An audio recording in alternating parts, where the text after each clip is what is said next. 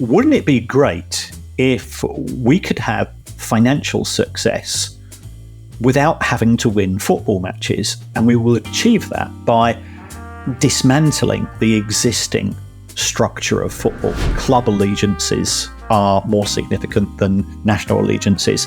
And I think the opposite is true as far as the women's game is concerned. If the faces of those people were a bit whiter, would we still be having this discussion?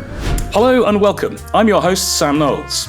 Joining us on Data Malarkey today is Kieran Maguire, an acclaimed expert in football finance. Kieran's a chartered accountant, academic, author and podcaster. For the past decade, he's been a lecturer in football finance at University of Liverpool's Management School. He often appears in print and particularly broadcast media, making sense of the often bewildering and several times chaotic world of football finance. He has a reputation for his clear-headed and rigorous analysis of the financial imperatives and the challenges that face football today. Kieran is the author of an award-winning book, The Price of Football, the second edition of which was published in 2021. The Price of Football is also the name of his twice-weekly podcast, which, since 2019, I'm envious, but also a little bit tired to say, has clocked up more than 400 episodes. Kieran presents that alongside the comedian Kevin Day. He truly is a multimedia expert in football finance. Kieran, welcome to Data Malarkey. Thank you very much, Sam. You've bigged me up an awful lot. The only way is down from now on, but I'll do my very best to not let you down as much as I can. Thank you so much. Now, listen, I trust that was a good summary of who you are and what you do. Is there anything else that you'd like to add? Anything I got wrong? And maybe if you could tell us a little bit about how you went from being a chartered accountant to being a football finance academic. I was a rubbish accountant. I absolutely loathed it. Because I thought it was all to do with numbers, where actually it's to do with being an advisor, communication skills, networking, all of the things which I am sadly lacking.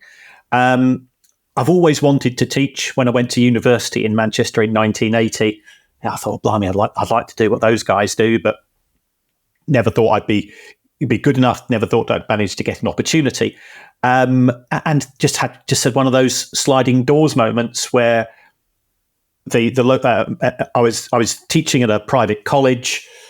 Local university was short of people for a night school. They approached us, and then on the back of that, they offered me a full-time job. And as for the switch to football finance, again, just one of those very weird things. I was teaching at a bank. I sort of, during the summers, I tend to sort of butterfly from position to position. So I was teaching at a bank, and all of a sudden the doors were closed and the shutters went down, and four big burly bouncers appeared on the front door. And I said, "What's going on here, chaps?" They said, "Well, one of our clients, the Glazer family, have just bought Manchester United Football Club, and we think there could be a bit of a negative reaction from the fan base." So on the back of that, I was travelling back to Manchester. I was in London at the time. The BBC phoned up the university, said, "Is there anybody who can explain this?" And the university said, "Well, we've got this guy. He's supposed to be teaching finance, but all he does is talk about football in class. And the students don't moan about it, so we let him get him away. Let him get on with it." So I got booked in for the BBC breakfast to explain leverage buyouts, how the finance works, and so on. And I think in the world of broadcasting, it works. Provided you don't mess up, you go on to the list. The next time a story comes in, they'll give you a phone call for radio or TV or whatever it's going to be. And things have just mushroomed from there to the extent that I'm on target to do around about 800 interviews today. I mean, we're recording this at midday on a Friday. I've already done 4 radio interviews, and I've got some more lined up. I mean, this is transfer deadline day, so it tends to be a bit crazy, but it's great fun. But ultimately, I'm just a teacher, and I love teaching, and I love teaching my subject. I would do it for no money. Don't let my boss hear that, because otherwise I might be called into the office and see if I'll put that into practice. Very good. Now, listen, before we talk about data and finance in particular, I want to go kind of beyond the day job. And I've got an opening question that's designed to get to the heart of what makes you, you. So, Kieran, tell me, how do you spend your time? I spend a disproportionate amount of my time on a spreadsheet, adjusting for the latest data that I get. I get a lot of it from public information sources. Companies House is my favourite website because I've got alerts on around about 250 companies connected with football here in the UK. So it's a fantastic source. I do, of course, have got my teaching commitments and my counsellings with students, but football and football finance dominate my life. I have a very, very wonderful and forgiving wife who tolerates the fact that at 3:00 in the morning, she'll wake up and she says, "What are you doing on the internet at that time of night?" And I've ever said, "Doncaster Rovers have just got a new director. I need to check on the details." And she just sighs and sort of turns over and goes back to sleep. So it is I'll be honest, it's a 7-day-a-week commitment because football has exploded as a topic.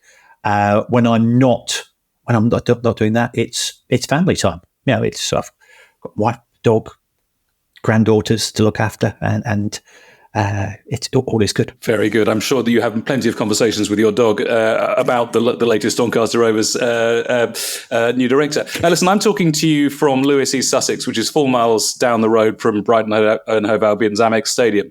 Am I right in thinking that this part of the world and the club in particular hold a special place in your heart? Yes, I grew up in Brighton. I moved to Brighton at the age of 11. My father worked for American Express, and they moved their European headquarters to Brighton. So I was there from ages of 11 to 18. Went to university in Manchester. Used to come back home in the summer, so still play cricket, watch football. But I've worked in Manchester and Liverpool for practically all of my working life. But 4 years ago, I was down at the Amex Stadium. I've had a season ticket for many years. Again, very, very tolerant wife puts up with me. And I phoned her from the beach and said, "The weather's lovely down here. Here's a deal. Let's move down close to the Amex Stadium because it is my spiritual home. I can't explain why. I'm supposed to be a grown up, supposed to be an intelligent man, but I can't help it. I've got that affection. I will continue working in Liverpool, and I will never complain. I will never complain at getting up at 3:30 in the morning, catching the 4:46 from Haywards Heath to get me to Liverpool for a 1:00 lecture or a midday lecture." And she said yes, because it allows us to be closer to our grandchildren. So yeah, I'm closer. I've been to Lewes Football Club. I'll be in Lewes tomorrow catching the train to the Amex Stadium. Very good. I will come back to Lewes shortly. It's a nice coincidence. I found that you also went to Brighton and Hove Sixth Form College, Basvic, where my son during COVID rather did his A-levels. Was it kind of living in Brighton, Albion and Basvic that set you up for your current passion, the study and also the football? Yes, I was never good enough at football to get anywhere than the lower levels of Sunday morning. I was at Basvic, which stands for people not familiar, stands for Brighton, Hove and Sussex Sixth Form College. I was there originally when it was a grammar school, and I was the last of the grammar school intake. So every year we were the youngest year, which I'm sure I should probably be in some form of therapy about, because of course you're going to be the ones who are going to be picked upon because you're always the smallest, you're always the youngest. So to have that for 4, effectively 5 years. So it was converting from a school to a college, and I had 6 brilliant years there. I love education. I love everything that I love the transformative impact that education can have, especially coming from an Irish migrant family. History of family in farming and bricklaying, and I was the first of the family to go to university. So there was that responsibility. But at university, I thought this is the life for me. But sort of the common sense part of me went into accounting, and part of travelling from Manchester to Brighton practically every other weekend to go and watch football, you get a lot of spare time on your hands. And on the back of that, I started to build spreadsheets of football financial data because it combined my sort of professional position with the love of my life, which is football. So what would you say in the time that you've been studying it and teaching it and talking about it in the public domain, both as a guest but also as a kind of co-host of your podcast?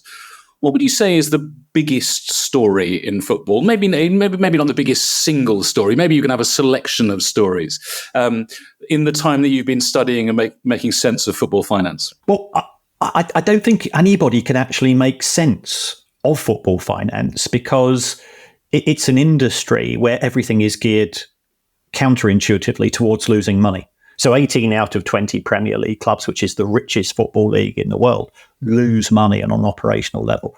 But I guess the biggest story was the decision of a bunch of high net worth individuals to say, wouldn't it be great if we could have financial success without having to win football matches? And we will achieve that by dismantling the existing structure of football, which has always been some form of merit base in order to qualify for promotion or for more lucrative competitions. And we'll set up our own competition. So that was the form of the European Super League, which occurred during COVID because crisis creates opportunities. And here was an opportunity for these people to steal the sort of the romantic heart and soul of the game.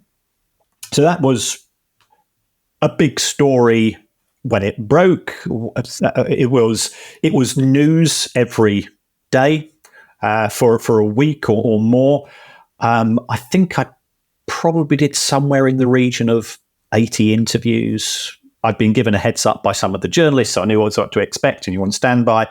And I can add up. That's about it. There's nothing more to it than that. And we got to Friday night, and my wife said to me, "Right, it's 7:00. I've not seen you all week.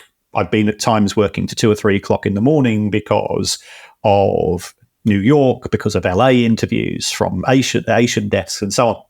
Said, "I've cooked us a meal tonight where you're going to next person that phones is just going to be politely turned down, because I'm passionate in belief that as an educator we've got a responsibility to communicate knowledge." The phone rang, and I was about to say I'm terribly sorry when at the other end of the phone it said, "Oh, hello, Kieran. I've been given your number. It's Gordon Brown, i.e. former Prime Minister." And my wife looked at me and said, why are you not following instructions? And Gordon Brown was on the phone for about 45 minutes, and my wife was, the arms had gone crossed. There was a note placed in front of me: "Your dinner is in the dog. You're sleeping with the dog tonight." And I'm sort of frantically going, "It's Gordon Brown. It's Gordon Brown." And in the end, I had to put onto speakerphone. And when she realised that it was probably the most famous person I've ever spoken to, she didn't understand. But I think that was possibly the biggest story that we've had in football. It's not over yet. It's a bit like Freddy Krueger in A Nightmare on Elm Street movie. Just when you think there can't possibly be a comeback, there will be.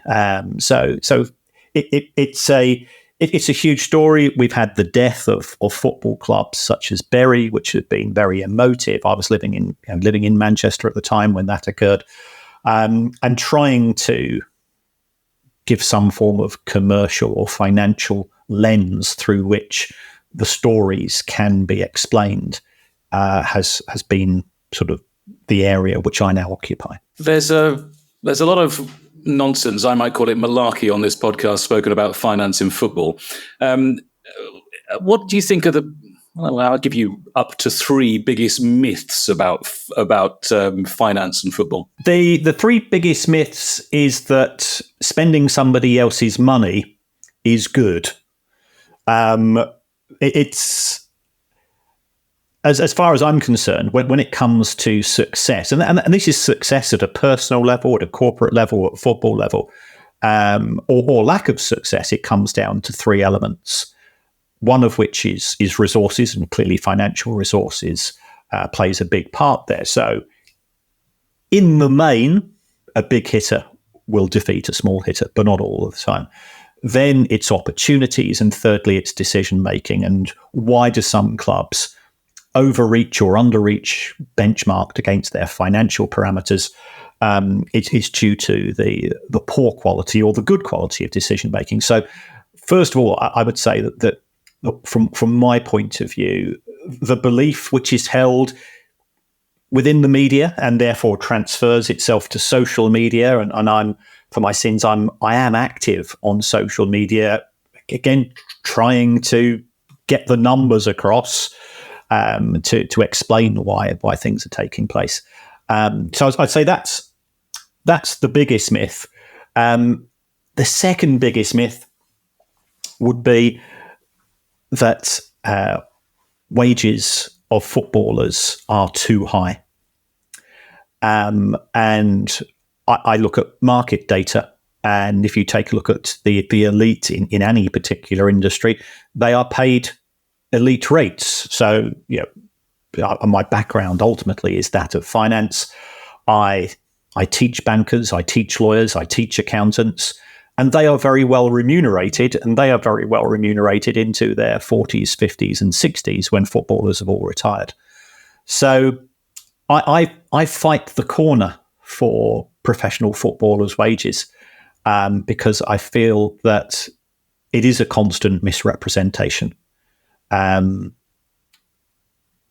If anybody was fortunate enough to have their particular skill set, why accept X when somebody's willing to pay you 3X? If somebody comes along from Riyadh University and says to me, Kieran, we're going to pay you £1 million a year for teaching football finance, are you going to take it? The answer is going to be yes, and it is driven by money.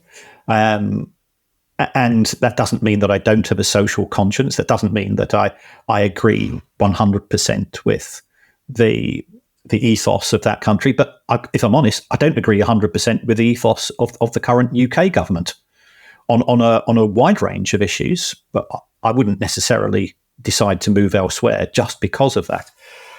So players' wages, I think, is the second biggest myth. And the third biggest myth, and this does get me into a lot of hot water, is that ticket prices are too cheap.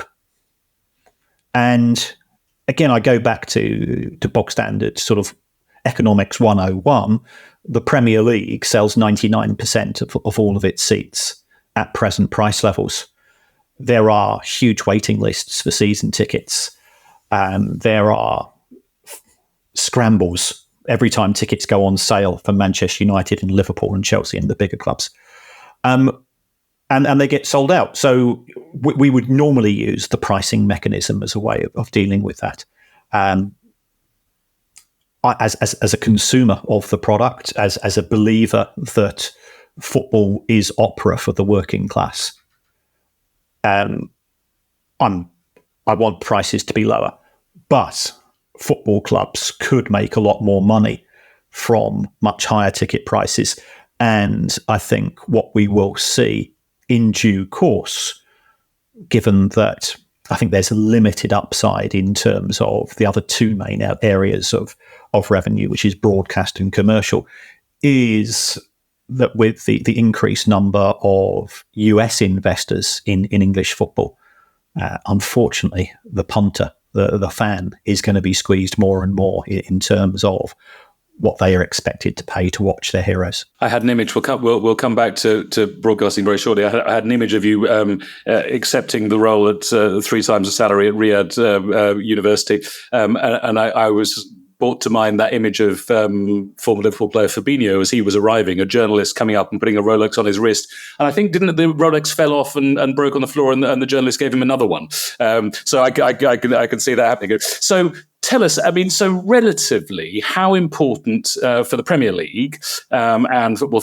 and making the Premier League, at least in theory, the richest in the world, how important is the Sky TV deal, and how does that balance maybe with the commercial sponsorships? Broadcast revenue overall is 60% of the total income of the Premier League, which itself is just over about £5.5 billion a year.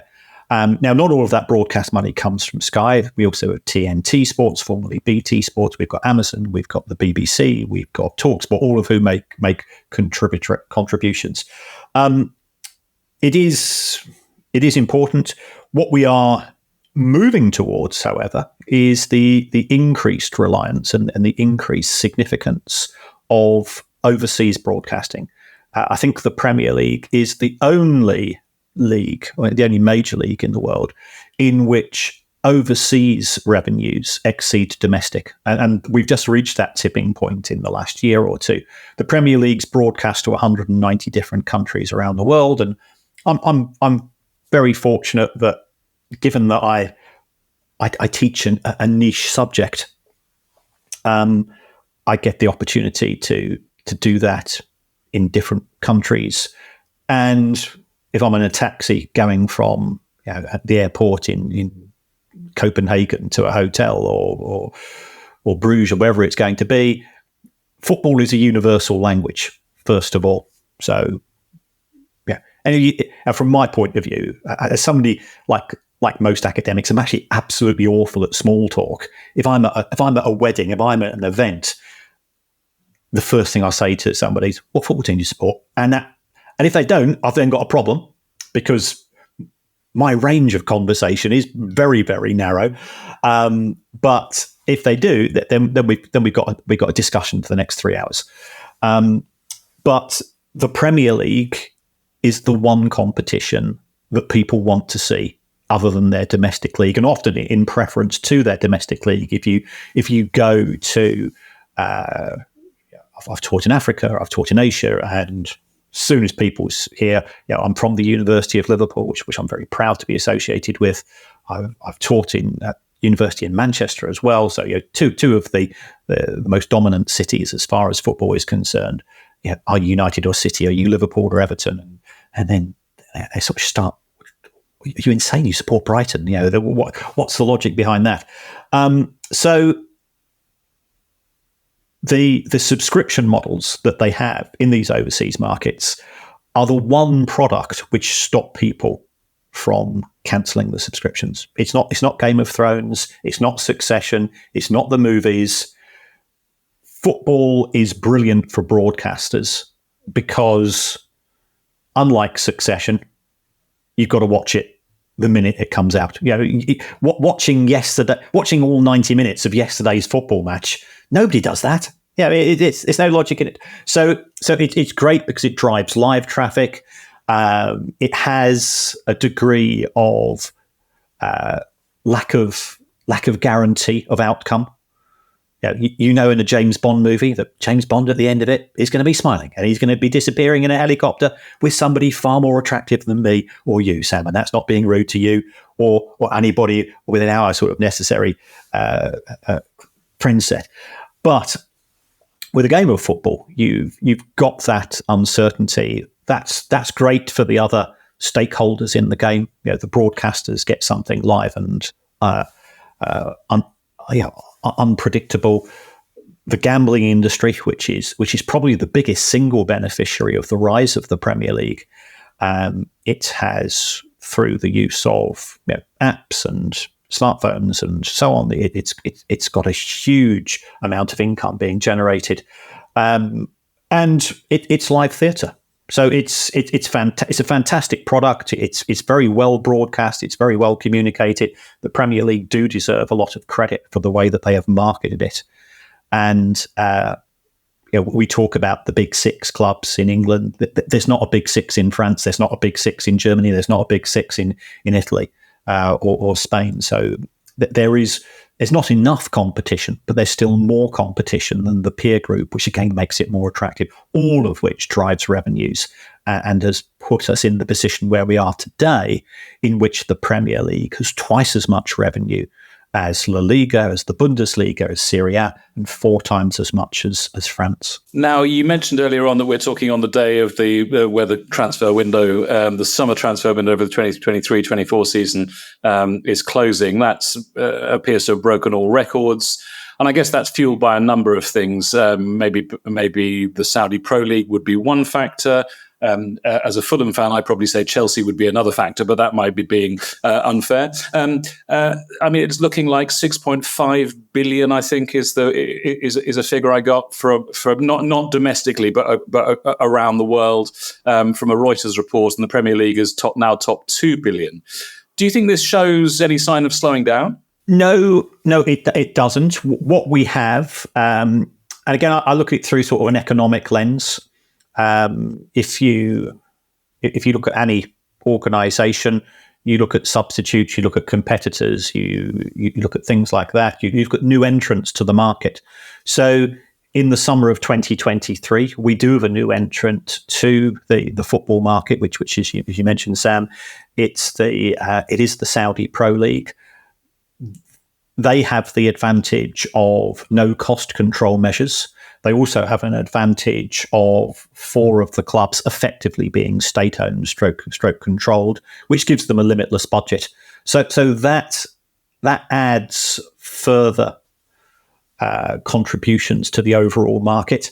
And if you've spent £6.5 billion or dollars, whatever it's going to be, you must have received £6.5 billion, and therefore football tends to operate to a certain extent on a one out, one in basis. So if you've just received £50 million for the sale of a player, that allows you to spend. And then we come to the intricacies and the inconsistencies and the vagaries of accounting for the football transfer market, which I can only describe as instant gain and long-term pain, in the sense that if you sell a player, you book all of the profits immediately. But if you buy a player, you spread the cost of buying that player over the life of the contract. And again, you said, you mentioned you're a Fulham fan and you mentioned Chelsea. Well, what Chelsea Football Club have done over the course of the last 6 to 9 months is that they have secured players. Normally, the longest term a club would retain the services a player for would be for 5 years. So if you signed a player for £100 million on a 5-year contract, that gives you an annual cost of £20 million a year as far as the calculations are concerned. Stick that player on an 8-year contract, and that becomes £12.5 million a year. So you can sell a player for £50 million, book £50 million worth of profits, and that allows you to sign 4 players for £100 million each. And you've got 4 times 12.5, you've got £50 million going out through the books. And the accountants are saying we're completely neutral, and that has added a new ingredient to the somewhat insane world of football player movements within the market, and that has further accelerated the market. Add to that, so we've got the Saudi Pro League, we've got the accounting for players. Add to that, in 2024, we're moving to an expanded Champions League where clubs could easily have 1 or 2 more home fixtures. UEFA are being very bullish about the commercial value of the competition. So therefore, clubs are incentivized to try to qualify for that competition. There's only 4 guaranteed spaces. There's realistically 7 clubs. 7 into 4 doesn't go. This is a numbers show. We know that. So 7 into 4 doesn't go. So how can we increase our chances of being within that 4? Well, the common mantra is by spending a lot of money.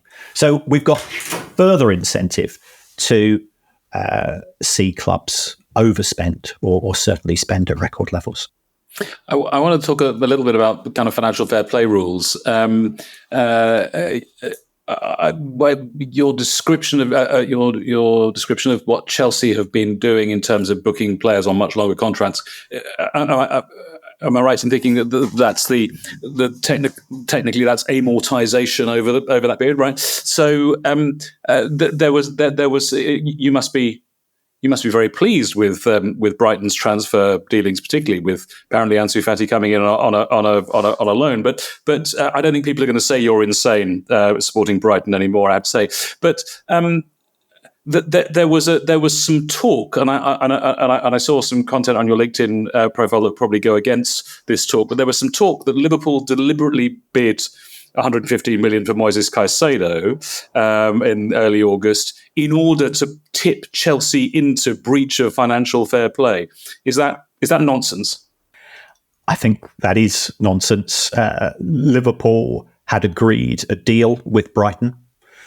Chelsea had prevaricated on a number of occasions. They had the opportunity to put in an acceptable bid to Brighton and Hove Albion throughout the summer, and they failed to deliver.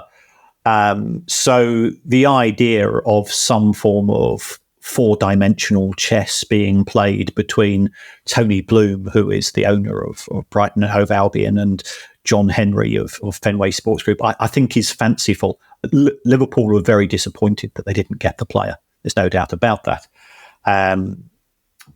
Chelsea, trying to work out the logic of Chelsea's behaviour is something which I don't think we'll manage to conclude on for 3 or 4 years. We will be having a discussion in 2025, 2026, and either saying that Todd Boehly, the owner of Chelsea, is by then the former owner of Chelsea, or he's an unheralded genius who was 4 or 5 steps ahead of the rest of football when he bought the club. I don't think there'll be any middle ground, but it's an unusual, for a player that cost £4 million and has only played 40 times for a team to become the record player for what, and I'll be the first to admit, which is ultimately a provincial football club which has spent the vast majority of its time in the lower divisions. Do you think are any clubs likely to fall foul of financial fair play rules, or are they so well advised financially that they're just going to steer this kind of side of the wind? I mean, do the FA or UEFA have the teeth, the power, the motivation? There was all sorts of talk about the club that in my household, I say I'm a Fulham fan, my wife and son are Liverpool fans, the petrodollar Death Star, Man City, as they're also known. There was lots of talk about financial unfair play at Man City and then being stripped of Champions Leagues. Is there ever going to be any proper action on FFP, do you think?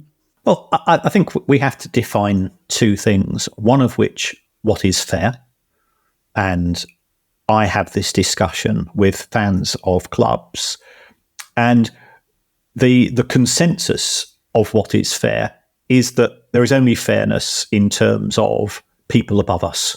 So if I talk to a Liverpool fan and I said, well, I do work for the UK government. I've put together a series of models for the Department of Digital Culture, Media and Sport and other interested parties as part of the fan-led review.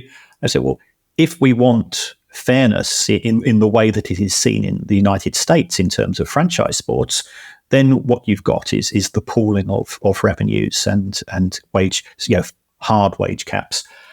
And I say, well, if we do that, that'll be great, because it will mean that there will be an increased number of clubs who potentially can win the Premier League, and surely that's good for football. And as soon as I say that, people go, no, we don't want fairness, that type of fairness. We just want fairness because there's one club that earns more than us, so therefore we are the people who are being disadvantaged. So, but you've got an advantage over 15, 16 clubs in the Premier League. That type of unfairness is fine. So I think it's a very interesting sort of social experiment and construct when you actually try to get to get people to explain what they mean by fair. In terms of UEFA do have teeth. Manchester City have had substantial fines. They have had periods of time when they had a very quite significant wage cap, a squad set cap. We have seen one of the Italian clubs, which has taken this year. It's been banned from Europe, and we're seeing other clubs being banned as well. I think the the issue which has caused the most consternation is the rise of Middle Eastern investment in football from effectively sovereign wealth funds or ultra high net worth individuals, and the perception that they are not playing by the rules. And here I feel slightly uneasy, because part of me thinks is, if I don't want to go into a sociological or anthropological discussion here, if the faces of those people were a bit whiter, would we still be having this discussion? Because if it had been an American multi-billionaire, and we've seen it with Chelsea, and in terms of the amount of money that they spent, which has exceeded anything that Manchester City have spent in a single year. So there does appear to be a resentment levelled towards the spending by Paris Saint-Germain, owned by Qatari investor, in effect Qatari state, UAE, Manchester City, Newcastle, and Saudi Arabia, and there could be other ones on the horizon, which I'm not at liberty to talk about. But yeah, never say never in football. So UEFA has applied its rules. The rules are ultimately nuanced, because if you talk to any lawyer, and I'm very fortunate, I've sort of built up a network of friends within the sports law industry, they will say the answer is always, Kieran, it depends. Because one man's overpayment is another person's. Well, you've not looked at the full picture, and certainly, as somebody that has taught creative accounting, from the perception of these are the things which we need to watch out for. And I'm not trying to persuade people to buy a book, but I've got a book I've got a chapter in the book, effectively how to cook the books, as far as the finances are concerned. And if you've got any rule-based system, again, I go back to Law 101. For every rule, there's a loophole. And what's happened in the world of football is you've got rich owners who are prepared to pay the accountants and the lawyers to find those loopholes and to apply them accordingly. Now, I mentioned that. I think it's really, really, really interesting. I think it's really interesting. For every rule there is a loophole, for sure. Now, I mentioned that I live in the People's Republic of Lewes, and I should probably recuse myself and tell you that I'm a foundation shareholder of Lewes Community Football Club. Have been since 2010. And for those who don't know, Lewes is the only football club in the world, I think, that pays its men's and women's first team the same. They've got the same playing budget. There's an interesting potential investment that, by the time this comes out, may well have happened. The growing popularity of women's football. I mean, Lewes, whenever there's both men's and women's FA Cup games, will the board directors will talk about the unfairness of the FA Cup prize money, and they make a lot of noise about that. Given the success and the near success of the Lionesses, given perhaps also, I know cricket's a tiny pimple on the backside of sporting finance, but the ECB's decision just before we've been speaking to pay its men's and women's elites the same for one day international tests. Do you think that vision of equality FC, as Lewes sometimes calls itself, will ever be achieved? Again, I think you have to be careful about how you go about defining equality and fairness.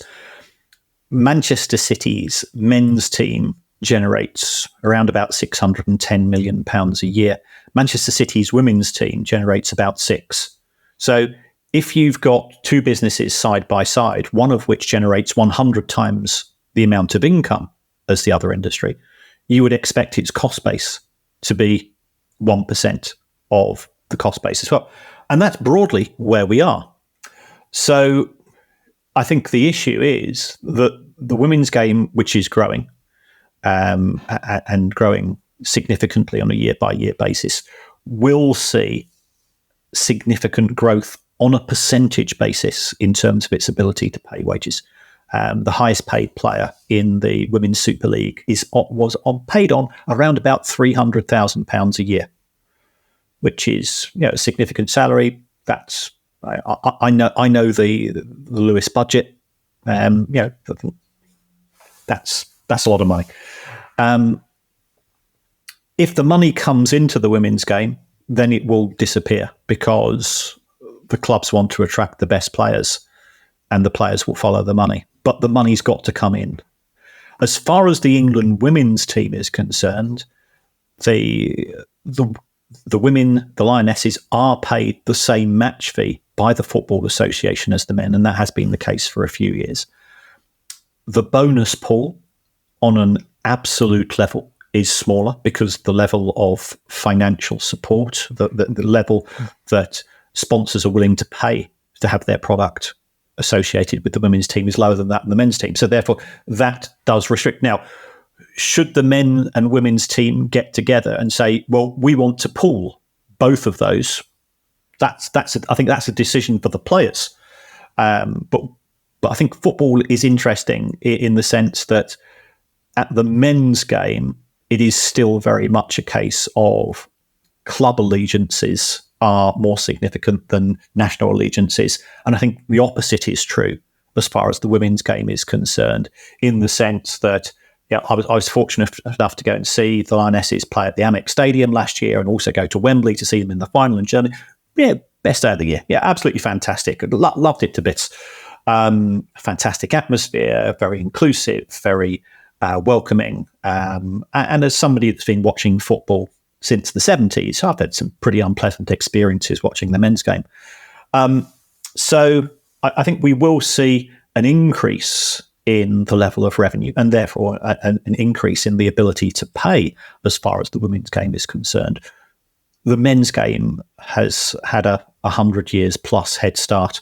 And if you do that in any industry, unless you've got a product which is a complete disruptor, you're not going to be able to catch up. So a sustainable level of income, potentially. I think the women's game's at a very interesting point in terms of its development, in the sense it's already starting to be dominated by the same clubs that dominate the men's game. As a supporter of Brighton Hove Albion, as somebody that's seen them lose 4-0 at home to Darlington, as somebody that's been to Huddersfield on a Tuesday night to see them lose 7-1, I'll keep coming back because the brand loyalty is ingrained. I'm not sure that the women's game is at that point yet. And as somebody that would best be described as a casual fan, if I go to watch Brighton Hove Albion women's team and they lose 3 matches by quite a few goals, am I going to come back the following week? I'm not so certain, because that emotional tie is not there yet. Now, the game's attracting a different demographic. That may change in due course. But I think the women's game's at an intriguing point. And I know we've just had the Karen Carney committee reported with regards to the future of the game, which has got some interesting proposals. But I can't see it, well, certainly not in my lifetime. Ultimately, I'm an old bloke. I can't see it going into a position where it'll be at a level playing field with the men's in terms of income generation. Now, in terms of how the money is spent, ultimately that's down to FIFA and UEFA and the clubs to decide. I wasn't aware of that delta of the 610 million versus 6 million Man City. The Leah Williamson, there was a Leah Williamson. I think she's the highest paid, and I saw her salary put alongside Kevin De Bruyne's, which is about 100x. And that makes a lot of sense. That makes a huge amount of sense. Now, tell me, before we draw to a close, is there anything about football finance that I haven't asked you that I should have asked you? How long is a piece of string? I guess to a certain extent, Sam. I think football is unique as an industry in the sense that if I'm looking at, let's say, the mobile phone market, my job is to increase market share and put my competitors out of business. Football, you need your competitors in order to have a product. So I think that makes it slightly unusual. Also, in other industries, you talk to the vast majority of people, and they do have a profit maximization motive with regards to what they're trying to achieve. In football, it's different, and I rather glibly say that if you take a look at football owners, we can effectively divide them in four. They're motivated by profit, love, vanity, and insanity. And that creates for an industry. You've mentioned Chelsea Football Club. Well, in 2021, Chelsea played the Champions League final against Manchester City, and Chelsea won that. And there was a lot of people saying this is absolutely fantastic representation for English football. Chelsea and Manchester City are the two clubs which have the biggest losses in Premier League history.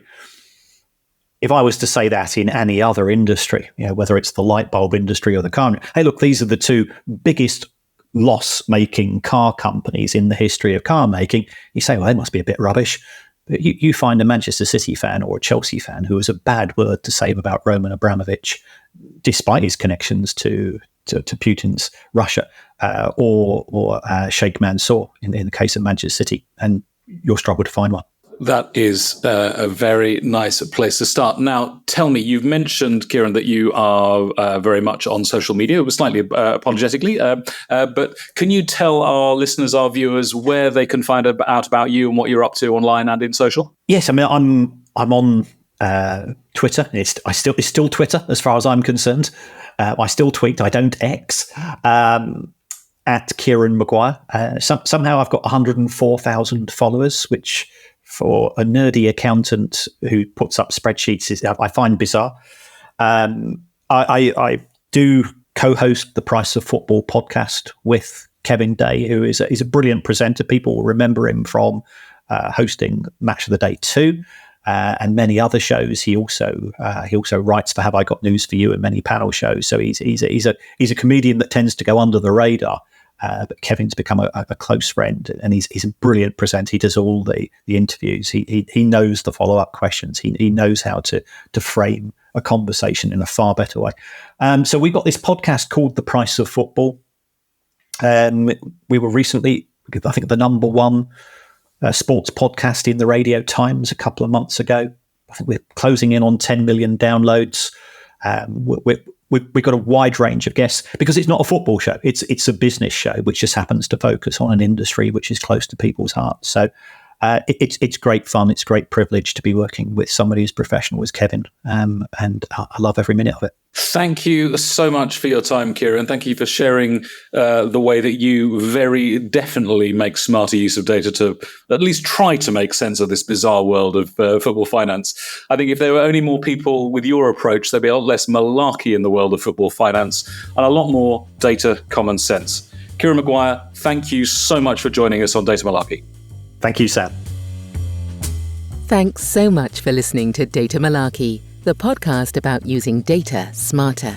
To find out what kind of data storyteller you are, why not take our data storytelling scorecard? It takes just 2 minutes to complete and will give you a personalized report right away. Visit data-storytelling.scoreapp.com or follow the link in the show notes.